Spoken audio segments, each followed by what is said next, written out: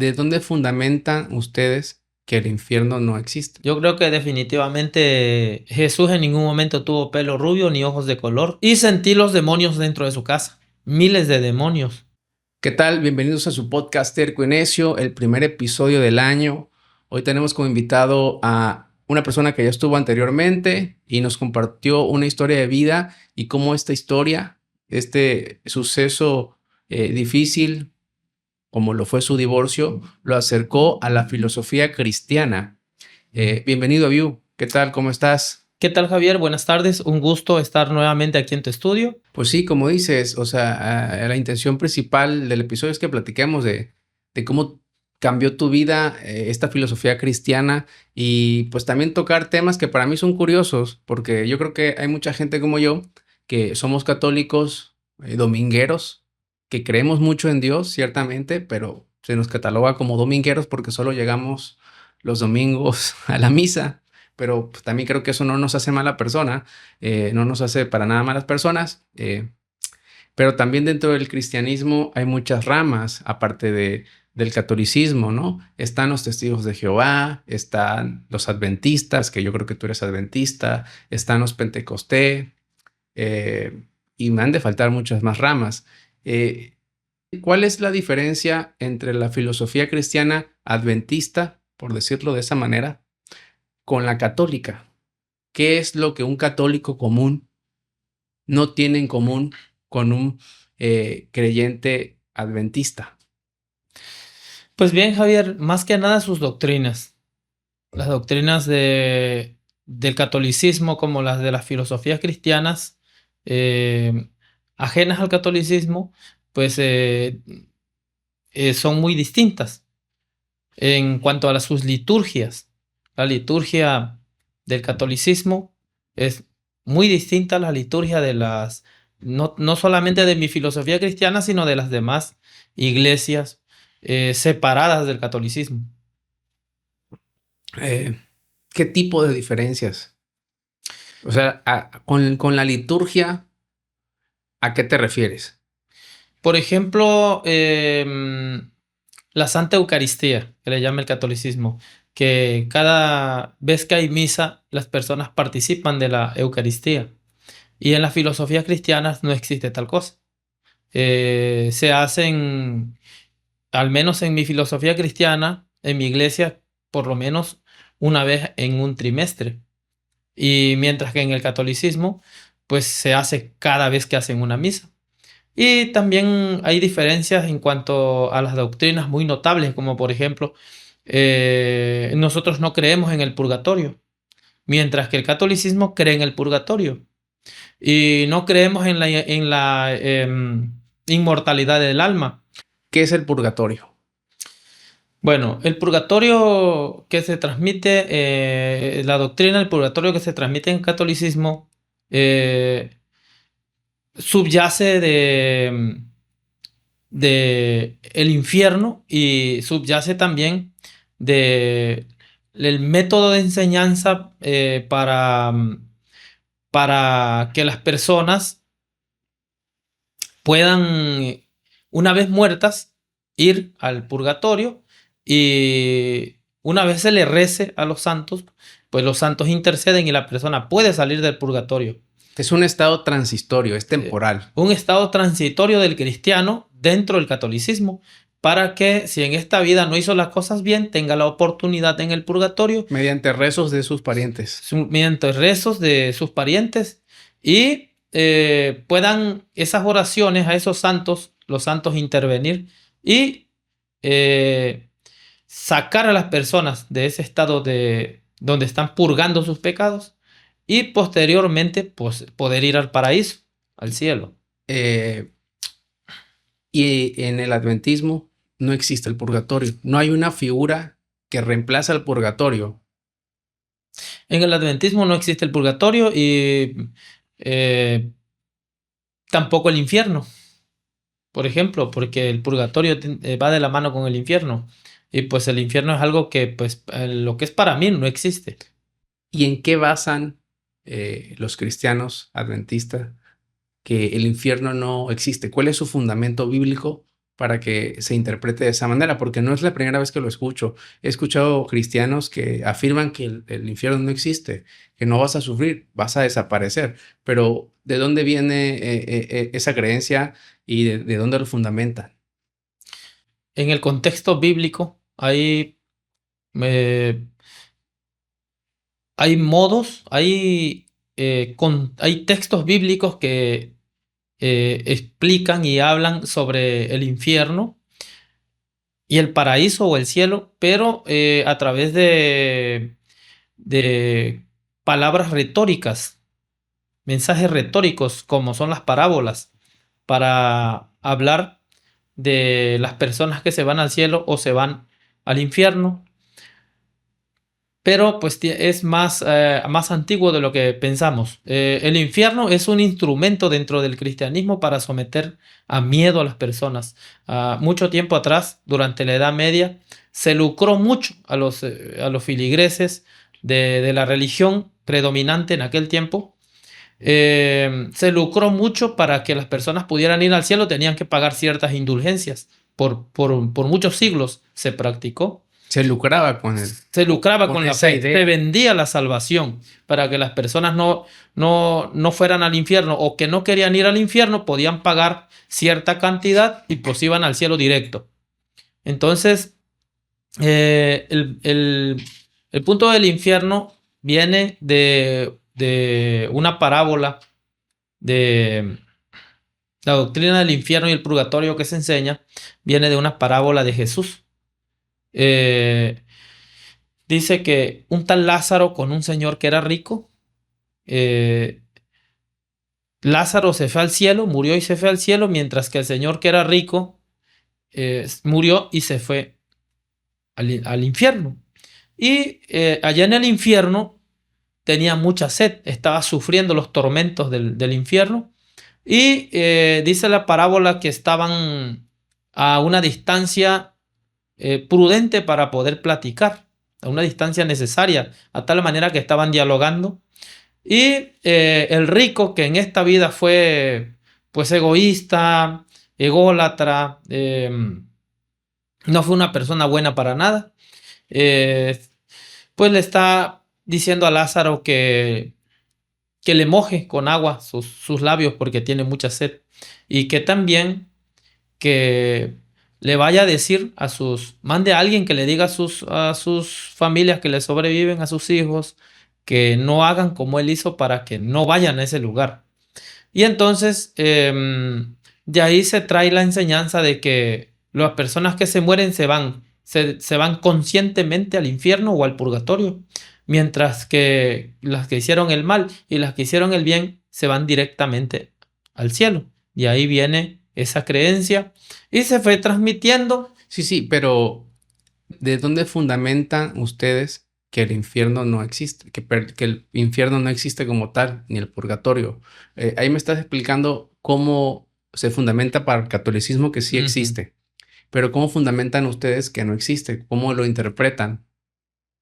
Bueno, si estamos hablando de una parábola y la interpretamos literal, sí existe. Pero cualquier persona que estudie y que lea sabrá que en términos de hermenéutica y de interpretación de las figuras retóricas, lo que es una parábola en la Biblia, Jesús habló mucho en parábola y también en metáforas y en hipérboles, que son figuras retóricas para persuadir a las personas.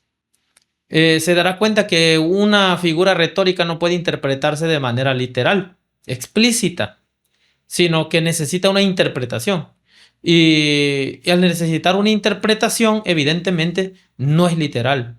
De tal manera que si nosotros interpretamos literal la parábola, pues vamos a equivocarnos tremendamente. Y si entendiendo que esta figura retórica no es literal, pues obviamente te das cuenta que está hablando en un lenguaje simbólico, que no es que precisamente exista un infierno como tal, sino que está enseñando algo más está dando otro mensaje dentro del mensaje. ¿Qué sería ese mensaje? Bueno, el mensaje que le estaba dando Jesús en esta parábola a los judíos, a sus discípulos, era que esta vida es la única que tienes para tomar decisiones, para elegir, porque el rico quería, la persona rica que estaba en el infierno, quería que se cambiara su situación, pero pues no, ya no se podía. Y evidentemente la parábola, en esa parábola Jesús está enseñando que esta vida es la única que tú tienes para tomar tu decisión eterna, ya sea de perdición o de salvación. En esta vida es la única que tendrás para tomar esa decisión importante. Tocando estos puntos de las interpretaciones, también me intriga cómo lidias tú, siendo un ferviente creyente en la filosofía cristiana que profesas, que es la adventista, cómo lidias con los compañeros, con los feligreses que pecan de soberbia, que pecan de mal genio, que lo saben todo, o que viven resentidos con la vida y no saben controlar sus emociones, sus impulsos, y aunque no quieran, son tóxicos y terminan a veces afectando al que está al lado. En un ámbito social o laboral, normalmente lo que alguien sano hace es, pues, no ser grosero ni comprar un pleito sin sentido. Lo que uno hace es evitarlos, hablarles lo menos posible, solamente lo necesario. Y si definitivamente no se puede hablarlos, pues mejor alejarse. Ni te hago daño, ni me haces daño. No te quiero hacer daño y si puedo ayudarte en algo, te ayudo, pero no te quiero cerca. ¿Cómo lo manejas tú en ese ambiente de compañeros de adoración, de feligreses, de compañeros de creencias? En lo personal, no dejo que me afecte y no dejo que no procuro no caer en provocaciones, más que nada, porque en todos los círculos sociales hay provocaciones. El círculo social religioso no es muy diferente al círculo social familiar, porque son lazos muchas veces permanentes y hasta obligatorios ya, que pues no podemos fugarnos del lugar, sino que ya estamos allí. Entonces, mi estrategia es no caer en provocaciones, nada más. Y O sea, pues, no los evitas, o sí evitas el contacto, o sea, eres amable, eres amistoso, si te buscan, si puedes los ayudas, pero no tienes la intención al 100% de fraternizar con ellos, ¿o sí? bueno, yo sí confraternizo con ellos y procuro ser franco y sincero en mis saludos, en mis bendiciones que les puedo desear y en mis abrazos. Trato de ser una persona genuina y sincera. Y por supuesto que cuando tú llegas a una iglesia, lo primero que escuchas decir a menudo es que es un hospital. Una iglesia es un lugar donde va mucha gente dañada, exalcohólicos que traen eh, problemas serios de conducta, de comportamiento. Por ejemplo, hay personas que traen agresividad, personas que traen traumas, vienen de un divorcio y nunca lo han superado, vienen de abusos de la niñez, de maltratos, y pues son personas que manifiestan ese mal que traen por dentro con quien sea. Y algunas personas se ofenden simplemente con el hecho de que si no los viste, no los saludes, y no los saludas, pues ya se ofenden porque no los saludaste, pero es que no los viste. O si los encuentras en la calle y son parte de tu iglesia y no los viste y no los saludaste, ellos piensan que es que no lo quisiste saludar. Y ahí surge una diferencia. En todos los círculos sociales, en la cuestión religiosa, siempre van a haber, siempre van a haber detalles.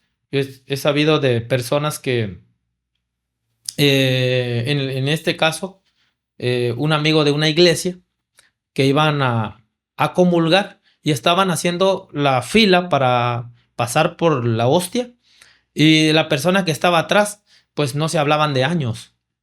No se hablaban de años hasta que un día la otra persona le habló, pero él fue un poco despectivo, pues, pero pues por educación le contestó. Pero esto se presta mucho en la filosofía cristiana, en el círculo social de trabajo, el círculo social familiar. No escapan a estos tipos de roces y diferencias, ya sea por la idiosincrasia, la manera de pensar de una persona. A veces también esas diferencias de pensamientos traen también algunos roces. Pero o hay gente muy preparada con niveles académicos altos y a veces hay gente sin niveles académicos que les toca oficiar, les toca participar. Y pues a veces las personas preparadas pues pueden verlos como inferiores. Y también hay elitismo, por ejemplo. Hay elitismo, el elitismo no se debe practicar dentro de la filosofía cristiana, pero es algo muy común en el círculo social religioso que ocurra en este tipo de situaciones. Discriminaciones prácticamente. Claro, Pero a veces la inteligencia intelectual no es lo mismo que la espiritualidad y que la inteligencia emocional, porque al contrario, entre más sepa uno, creo que es más consciente de lo que circunspecta o no. Entonces, entre más inteligente seas, deberías saber tratar igual con el mismo respeto a todos. Pero por lo que tú me dices, ese tipo de personas, para mí en lo personal siempre los he visto con mucha eh, pues tolerancia, con mucha compasión, porque una persona preparada que no sabe tratar a su entorno y que peca de soberbia, para mí es una persona que está sufriendo por dentro, que es infeliz, que no ha superado traumas, totalmente, ¿no? totalmente. Entonces, esto tiene mucha relación con la falta de humildad que pudiéramos tener, que se puede presentar en el entorno, la falta de consideración también hacia la persona que tenga alguna diferencia con uno, una persona que se ofende de la nada, una persona que trae una pobreza mental tremenda y que hay que irla ayudando a crecer en conocimientos y en educación, por supuesto, también. El problema sería, como tú dices, que si esta persona tiene más un nivel un nivel académico superior al que le va a enseñar sobre la filosofía cristiana o sobre la Biblia, como tú dices, te puede ver altivo, ¿no? Te puede ver así como de arriba para abajo y tú me vas a enseñar a mí, yo la interpreto mejor que tú, ¿no? Es ahí donde surgen ese tipo de choques. Pues fíjate, Javier, que la verdad está más en la preparación que puedas tener en el rango teológico y en el rango histórico también, porque a veces puede tocarte dar una plática que sí o sí necesitas tener una preparación previa eh, bastante compleja o bastante demandante. Y hasta cierto punto puede ser que una persona preparada tome nota de lo que tú estás hablando para que lo investigue luego, porque puede ser que lo ignora. Entonces esto ya está en cada quien. Pero este tipo de detalles me ha tocado a mí vivirlo con personas documentadas, personas preparadas.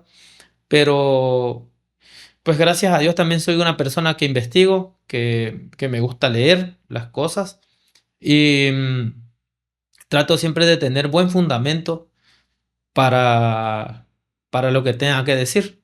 Y pues cuando estás bien fundamentado, pues es difícil que una persona, por muy alto nivel académico que pueda traer, pues se, se pase más del nivel. Sí, claro, y una cosa es la preparación que pueda tener en alguna profesión, alguna ingeniería, alguna licenciatura, a la preparación que puedes tener tú con años de experiencia leyendo la Biblia e interpretándola, ¿no? Son cosas diferentes, ¿no? Todo va en la capacidad, en el empeño que el lector ponga en la lectura, ¿no? La pasión que le pongas al aprendizaje. Bueno, una pregunta polémica. ¿Tú crees que Jesucristo, era rubio, extremadamente delgado, de ojos claros? Yo creo que no. Yo creo que definitivamente Jesús en ningún momento tuvo pelo rubio, ni ojos de color, ni era blanco, pero por propaganda del cristianismo en nuestro país y en Occidente se ha enseñado que Jesús tenía ese perfil físico.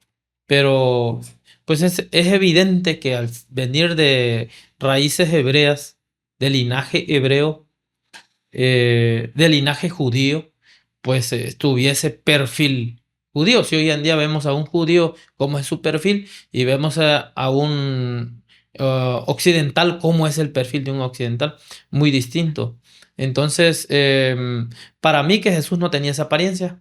Isaías 53, por ejemplo, para tomarnos de fundamento, dice que Jesús no tenía belleza física ni tenía apariencia atractiva, sino que pues, era una persona común, sin apariencia atractiva para que lo siguiera la gente.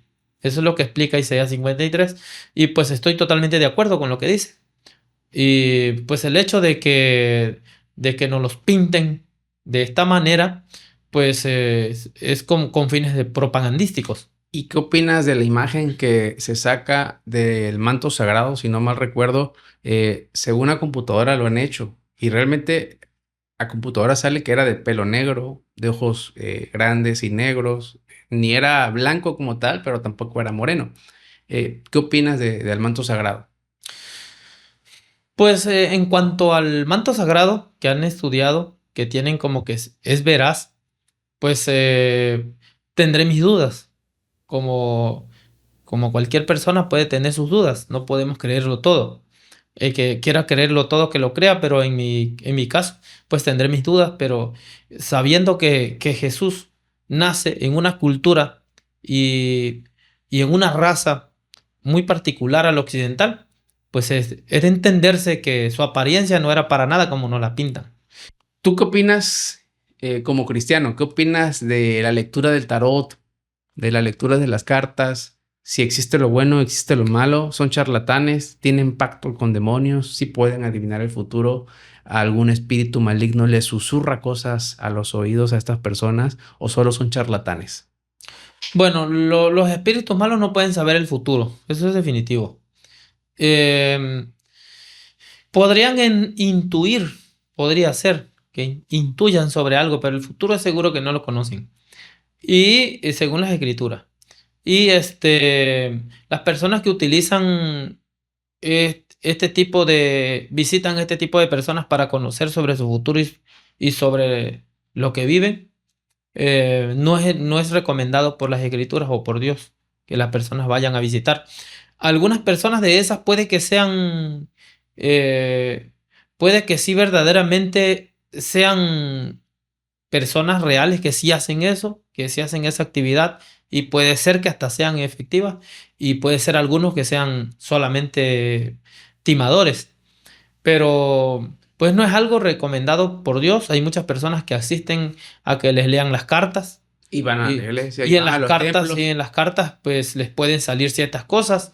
Eh, Oráculos los llamaban anteriormente. por ejemplo, si te menciono de una muchacha que se le enfermó su hija y vino la vecina y le dijo, ese mal que tiene tu hija no es un mal normal, eso es un daño que le hicieron a tu hija. Y entonces le dijo, pues nosotros vivimos el mismo problema y fuimos con tal persona, con una hechicera, y pues nuestro problema se arregló.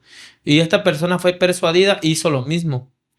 Entonces, y era una persona también Creyente. creyente. También otro amigo que fue también hizo lo mismo, su esposa ¿Y enferma. cómo te enteraste? Él se abrió a contarlo. ¿Cómo te enteraste? Sí, sí, Sí. me habló por teléfono. Este otro señor, cuando vendía libros, lo encontré tirado en la sala de su casa. Me asomé a la puerta a saludar y pues lo vi tirado. Estaba todo destruido, todo hecho pedazos. Su televisión, sus cosas, todo en el suelo. Y le digo, amigo, ¿cómo estás? Y dice, pues aquí, dice, es que me dan ataques de esquizofrenia, algo así. Y le digo, voy a orar por ti. Y me dice, está bueno, me dice. Y ya nos arrodillamos y oré por él. Y sentí los demonios dentro de su casa. Miles de demonios. Podía sentirlos. Y entonces terminé la oración y salí afuera y le dije, ven. Le digo, tú tienes un problema que no me has platicado, le digo. Dice, ¿por qué? Me dice, pues la verdad es que tu casa estaba llena de demonios, está llena de demonios. Y su esposa estaba muy enferma, al grado de estar en cama de meses.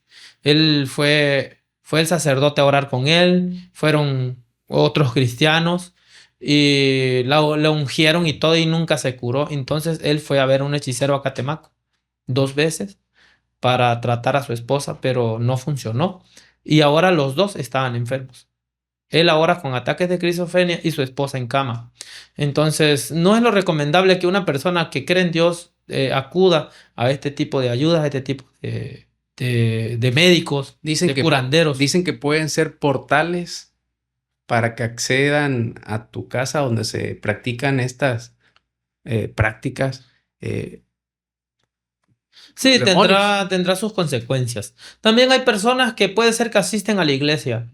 Yo he conocido personas que asisten a la iglesia y hacen eso. Les, le leen las cartas a las personas. En la iglesia. Sí, les leen las cartas en su casa a la persona. Y ya llegan a la iglesia y te dicen, y tú tienes un problema que nadie sabe. Tú y Dios nada más. Y ya va la persona y te lo dice de enfrente. Le toca hasta, quizás puede ser que hasta prediquen la palabra y digan, taste y te desnuden todo tu problema. Mediante la Y sugestión. a un muchacho que así salió de la iglesia nunca volvió porque le tiraron sus cosas y mejor se fue. Y a muchas personas, esta persona que yo conocía, a todos les decía sus cosas, cosas secretas, y pues las personas se desmoralizaban tremendamente, porque cada quien tiene sus luchas Interno. internas, y pues, ¿por qué divulgarlas al público, no? Entonces, ha ocurrido eso. Fíjate que me llamó la atención lo que dijiste hace rato, que sentiste la presencia de demonios en la casa de este amigo tuyo. ¿Cómo sientes eso? ¿Sientes una opresión? ¿Sientes un cambio en el ambiente? ¿Cómo lo percibes? ¿Con qué sentidos? Bueno, se percibe la energía. Es una energía eh, hasta cierto punto asfixiante, porque te roban la energía, te absorben y hasta podrías desmayarte en tal caso. Nada más que, pues en mi caso salía de tu casa, pues en oración y pues probablemente, pues gracias a Dios me libré de algo más. Nada más que pude salir de la casa y ya le hablé al amigo, salió afuera y le dije, tu casa está llena de demonios. Este, la persona de volada me dijo, ah, pues es por esto. O sea, es que llevé a mi esposa con un hechicero, entonces ese es el problema. Fíjate que me acabas de recordar algo. Un amigo, bueno, un amigo, eh, se estaba peleando con su esposa. Estaba ya en trámites de divorcio y andaba bebiendo y me dice, no, ¿qué onda? Quiero platicar y no sé qué. Y yo lo escuchaba mal. Le dije, pues ven a la casa, vamos a platicarlo. Yo no estoy bebiendo, pero no, vamos a platicar. Llega a mi casa, nos sentamos en el comedor, empezamos a platicar, se desahoga, dice que se sentía muy mal y que cuando llegó a la casa, a mi casa, yo estaba pues, recién casado más o menos, sentía paz, que se sentía tranquilo. Y dentro de la plática como que medio lloró y de ahí como que le empezó a dar mucho asco y se salió como que escupió en el patio. Y ya, se calmó, ya me voy, no sé qué. Y ya cuando estábamos afuera de mi casa, me dice, fíjate que sentí en paz, me sentí libre, siento que en tu casa escupí los demonios. Y yo dije, hijo de tu... ¿Cómo interpretas esto? O sea, ¿qué es eso? Pues fíjate, Javier, que seguimos en lo mismo. Fíjate que en este momento vas a saber esto, y muchos los que lo escuchan lo van a saber. No metan a nadie en su casa. Yo soy muy cuidadoso Nosotros, con eso, hermano. porque somos los mexicanos y pues los tabasqueños somos muy afectuosos y muy cariñosos. Hay lugares del país como donde me ha tocado vivir, por ejemplo, Toluca. La gente es muy fría y la gente no es muy acogedora, y tampoco, pues puede ver que hayan personas que sí, pero la gran mayoría pues son muy desconfiados. Si no me agrada su vibra, su energía, si lo primero que escucho en una plática es que ya está hablando mal de otro familiar o criticando el hogar de alguien más, ¿para qué te quiero en Es mi que eso es lo casa? más fácil, a ver. Lo más difícil es que son los que te hablan bien. Ah, sí. Eso es lo más difícil. Por platicarte. Siempre he sido una persona hospitalaria. En mi casa, que es tu casa, Javier, Gracias. siempre pues he hospedado personas. He hospedado personas de drogadictas. He hospedado personas en problemas mentales con el fin de ayudarlos. Y he hospedado personas que no tienen dónde quedarse. Y Hace días llegó una persona muy allegada que nunca desconfié que hiciera algo que hizo mal. Que llegó y simplemente me dijo que su pareja no estaba aquí. Y me dijo que si le podía dar posada y le dije que sí, pues una persona muy allegada de la familia, toda la confianza, todo el cariño, todo bien en la relación familiar. Y pues lo dejo que se quede en casa. Y insistían que me quería dar un masaje. Nunca en su vida me había dado un masaje. Él, era hombre. Esta persona, Ah, ok. no quiero decir que era, pero Sí, porque no creo que haya sido me porque quería dar un masaje. iba a ser rarísimo. Porque nunca en la vida me había dado un masaje, pero me quería dar un masaje. Y cargaba un menjurje. Y me hizo un masaje con ese menjurje. Yo accedí por la confianza. Pues ¿Y traías algún dolor muscular igual? No, tardé 20 días levantándome con esfuerzo y sacrificio. Después del masaje. Después del masaje. Pero esta persona te ofreció el masaje porque tú le comentaste que traías algún dolor. Nada. Ella me ofreció el masaje. Ya iba predestinada. Sí, ella me ofreció el masaje insistentemente. Y me hizo el masaje con ese menjurje. Y pues estuve que me costaba levantarme. Fueron unos 20 días que me dejó peor que con dengue. Peor. Y no es que me haya dado el masaje duro. La energía que nada transmite. más me pasó el agüita ese por el cuerpo. Y a los 4 o 5 días descubrimos un ensartado de esotérico. ¿Cómo que es eso? De hechicería entre nuestras cosas. ¿Qué cosa? Sí, entonces, como a los 4 días lo descubrimos, pues le digo a mi esposa, definitivamente hay que pensar para meter a alguien en la casa. Esta persona, pues no le tenemos rencor, ni resentimiento, ni mucho menos. Simplemente que ya en nuestra casa no entra, ni de broma. Y entendí cómo es. He venido leyendo y entendiendo que si una persona no tiene temor de Dios, no la metas en tu casa. Así sea de tu familia. O si los quieres meter, mételos, pero bajo tu responsabilidad. Porque esto que me pasó nunca lo pensé. Que esta persona quisiera mi mal. Después de esto, tuvimos una plática con esta persona en la que nos atacó directamente y dijo, sí lo hice. Y ese plan traía ese día de fregarles. Y era una persona que me traía hasta de comer, una persona que me animaba, y qué bonito está tu lugar, y que una persona que te demuestra cariño, afecto. Nunca vas a desconfiar, Javier. Yo soy desconfiadísimo. Entonces, de las personas que te dicen que hablan de otro y eso, pues bueno. Pero las personas que parecen ser las más genuinas, de esos cuídate. Fíjate que yo soy extremadamente desconfiado y nunca creo en nadie con estrellita en la frente. Esas personas que ya llegan con diminutivo, Javi, o el diminutivo que sea, y como que ya traen una ansiedad de agradarte, es peligro. Hay algo por ahí raro, ¿no? O sea, yo prefiero ser desconfiado, aunque luego digan que soy mamón, pero soy muy selectivo con mis amistades, demasiado. Un mensaje que le doy al público, que cuando hospeden a alguien en su casa, oren antes de hacerlo, no lo hagan por hacerlo, porque hay que ayudarlo, pobrecito. No, sea quien sea, su familia, quien sea. Porque trae niños o niñas, tengan mucho cuidado y primero oren. Si hay personas más en casa, dialóguenlo y procuren no cometer un error como el que nos ocurrió a nosotros, Javier, que fue una cosa que pudo ser peor. Si nos hubiesen puesto algo en el garrafón de agua, por ejemplo. ¿O qué te dieron de comer anteriormente cuando te atendía y te llevaba de comer? Ella me llevaba cosas de comer. Pero, o sea, ¿te imaginas qué cosas no te dio? Quizá tu fe te protegió de resultados peores.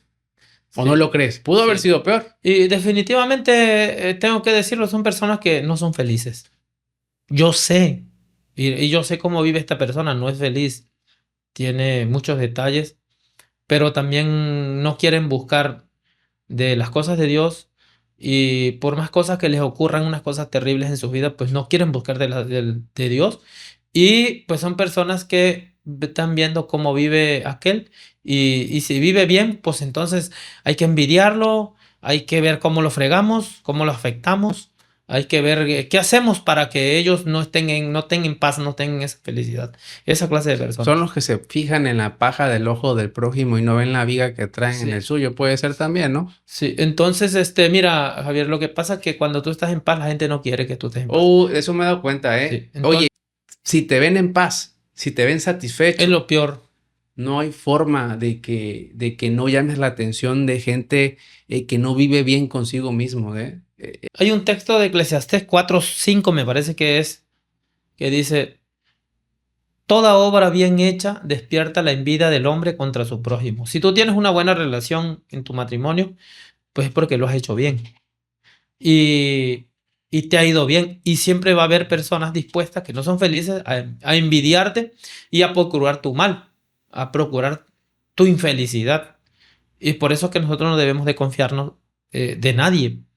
Tampoco es que vamos a vivir a la expectativa, Ah, no, a ver no. quién nos hace un mal. Simplemente que pongámoslo en oración las cosas, No, todo lo que... yo lo resumo en que hay que ser un poquito más selectivo y más juiciosos, sin ser críticos en el mal sentido, hay que ser juiciosos, ¿no? Pero sí, fíjate que igual, regresando a ese tema, se me hace muy interesante, el de los demonios. Dices que sentiste la energía de demonios en casa de este compañero tuyo. Ujú. Pero cuando te refieres a demonios, te refieres a entes tal cual o a energía. O entes demoníacos, Definitivamente. ángeles ¿Y malos. cómo lo ayudaron para ello? ¿O no lo ayudaron ya? ¿O qué hizo? ¿Él mediante oración? Pues él tiene su filosofía cristiana, él es católico. Mm. Y yo no le puedo llevar a mi pastor, porque va a decir esto, él no cree en los pastores. Está peleado eso, Sí. está peleado eso en el sentido de que tienes un amigo católico, ¿no? Y tú le ofreces ayuda, decir, ¿sabes qué? Si gustas, le puedes decir a mi pastor si quiere ir a tu casa a orar. Y si el católico te dice, sí, adelante, mientras sea la palabra de Dios y sean oraciones en las que coincido con ustedes, adelante. ¿Está permitido para el pastor de ustedes o el pastor es muy, muy, muy renuente o selectivo a dónde va? Lo que pasa es que eso se interpreta desde la persona que necesita la ayuda, lo interpreta como que lo van a cambiar de religión. A mí me ha tocado orar con personas que han pasado por cosas muy cañonas y que han recibido milagros, Javier. Eh, y no necesariamente les digo cámbiense de religión. Yo les digo, ¿por qué no oramos para que Dios aumente tu fe? Yo no le digo, vamos a que Dios te cambie de religión. Pues no, no es esa mi filosofía. Mi filosofía es que la persona se acerque a Dios, si es en su iglesia donde está, que se acerque y pues si anda practicando ese tipo de cosas, pues que se aleje. Entonces, Dios ha hecho milagros. Las personas hoy en día van a la misa. Me lo dicen, oye, fíjate, estoy llegando a la misa, estoy de vuelta, estoy activo. Eso es todo. Yo los mando que busquen un servicio en su iglesia. Y porque en todas las iglesias hay un servicio. Y mucha gente pues llega nada más a sentarse. Eso no funciona. Que se pongan a buscar un servicio, que vayan con su líder y le digan, yo quiero servir en algo. Yo quiero trapear, quiero barrer, quiero limpiar la bocina, quiero limpiar el techo, quiero limpiar los muebles, quiero mover, quiero hacer en qué puedo participar. Y, Dios ha hecho el milagro con esas personas. Así que desde mi filosofía no, yo no voy con la intención de que se cambien. Pero estas personas cuando son muy dogmáticas se asustan porque sienten como que están invadiendo su fe. Y dicen, no, ¿cómo va a venir a orar un pastor conmigo si yo Claro, soy... pero en el dado caso de que este compañero tuyo católico te diga sí adelante, el pastor no tiene problema, el pastor de adventista no es como renuente, no es Sí. como selectivo en decir no voy porque es católico o sí, sí van. Pues lo que pasa es que el pastor le va a decir que más que nada que el agua bendita no le funciona. Y es que es verdad, Javier. Yo tuve un caso así también. ¿En qué sentido? A El ver, agua bendita no le va a funcionar. ¿qué pasó en ese caso? ¿Qué pasó? ¿Cómo la emplearon? Bueno, ¿Por qué no funcionó? bueno, porque tienen una vida inmoral activa. Por ejemplo, puede ser que ande con un señor, si es mujer, con un hombre casado. Viene y pone su agua bendita, pero vive en la inmoralidad. Y el demonio de ahí se agarra. La persona para que Dios obre, la persona tiene que corregirse y dejar esas prácticas. Porque si no lo está haciendo, pues a medias. Y para que esto funcione, la persona se tiene que apartar de vivir en la inmoralidad. Y a veces siguen en la inmoralidad y quieren que Dios les haga un milagro. Y con tirar el agua bendita, pues no pasa nada. Todo sigue igual. El demonio sigue en su casa con más fuerza.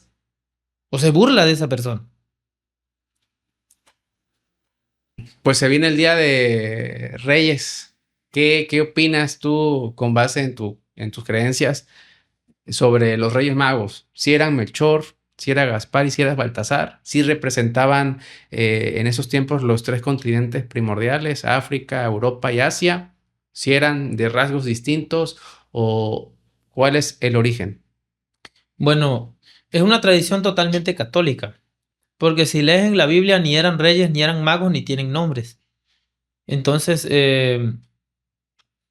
estos personajes que vienen de, de Persia a adorar a Jesús, pues estos personajes le traen incienso, le traen mirra y le traen sus regalos a Jesús porque Dios les reveló que Jesús iba a nacer en Belén.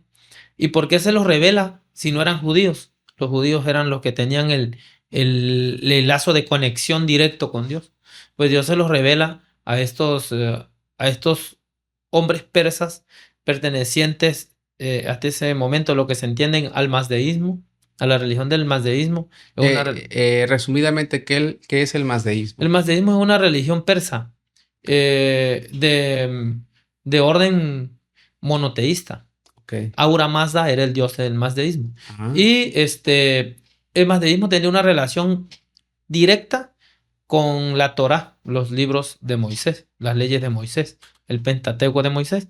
Y así como la religión del Islam y los judíos, pues son unas religiones muy, muy parecidas.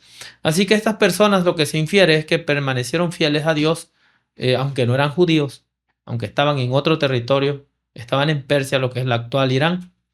Y pues Dios les revela que van a ser el Hijo de Dios, el Rey de los judíos, pero ellos no lo veían como el Rey de los judíos como lo veían los mismos judíos. Ellos lo veían como el Mesías, prometido para libertar al mundo del pecado de Satanás. Y pues los judíos lo veían de otra manera, lo veían con envidia por ser el rey. Herodes lo veía como la competencia Sí, inmediata. Pues bueno, ¿algún tema, algo que quieras tocar antes de despedirnos? Pues con todo gusto, Javier, cuando gustes estamos a la orden y pues para tener otros diálogos que se puedan presentar. Perfecto. Pues te agradezco, gracias y estamos así. Un gusto, Javier, a Estamos. la orden.